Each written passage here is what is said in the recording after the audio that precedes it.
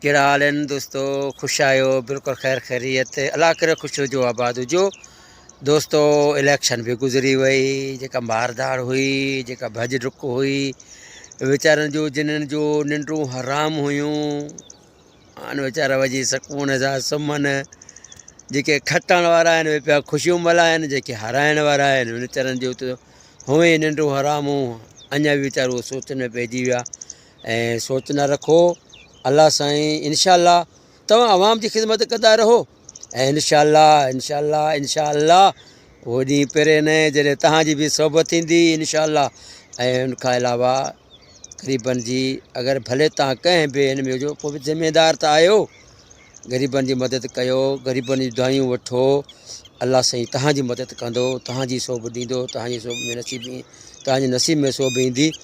त मुंहिंजा दोस्तो, मुंहिंजा अज़ीज़ो, मुंहिंजा मोहतरमो, ऐं जहिड़े जहिड़े मेरे सिराकी भरा आहिनि, मैं उन को भी गुज़ारिश करंदा त यार मेरी जहिड़ी हे वीडियो जहिड़ी तुसां कने आमदी है तो तुसां अॻिते कर छॾींदो, ईअं को अॻिते न किता करो, उंगली मार ते अॻिते कर छॾींदो। ए चङी ॻाल्हि कहनी है यार, ये तुसां भरावां को मैं अर्ज़ करेंदा पिया, मैं मिठी ॻाल्हि करेंदा पिया भाइयों को कि भैया तुसां जहिड़े हो वीडियो को पूरा देखता करो।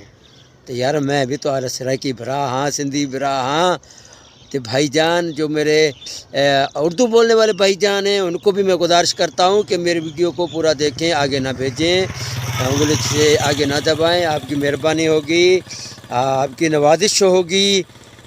और बलोची भाइयों को भी मैं गुजारिश करता हूँ कि वो भी मेरी वीडियो को देखा करें, मेरे चैनल को सब्सक्राइब भी किया करें। सब दोस्तों को मेरी ये गुजारिश है। तो इंशाअल्लाह भाई जैसे जैसे भाई वक्त गुज़रता जाएगा, मैं रोज़ाना आपको एक एक वीडियो दिया करूँगा इंशाअल्लाह।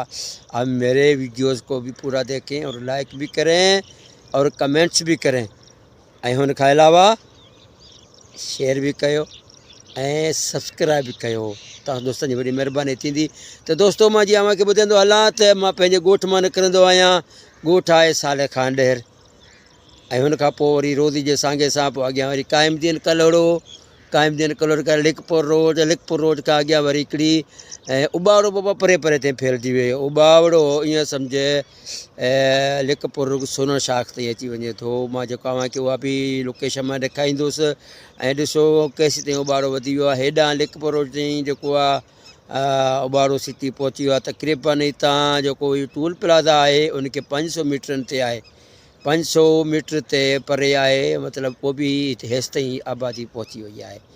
ऐं माशाअल्लाह जेके हिन जेका कॉलोनी में जेके रहनि था, तक़रीबन कोई शेख आहिनि, कोई चंद घर हिकु अधु कोई पंहिंजो सोलांगियुनि जा आहिनि, खोखरनि जा आहिनि, मलकनि जा आहिनि, ऐं बाक़ी जेका शेख कॉलोनी आहे सारी जेका तक़रीबन टूल प्लाज़ा जे आस पास जे इलाइक़नि में अची मक़ीम थी आहे।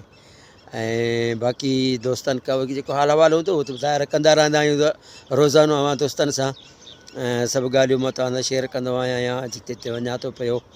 ऐं ज़ाहिर आहे तव्हां दोस्तनि सां प्यार जो थी वियो आहे, ऐं प्यार में त सभु ॻाल्हियूं शेयर करणी थियूं पवनि।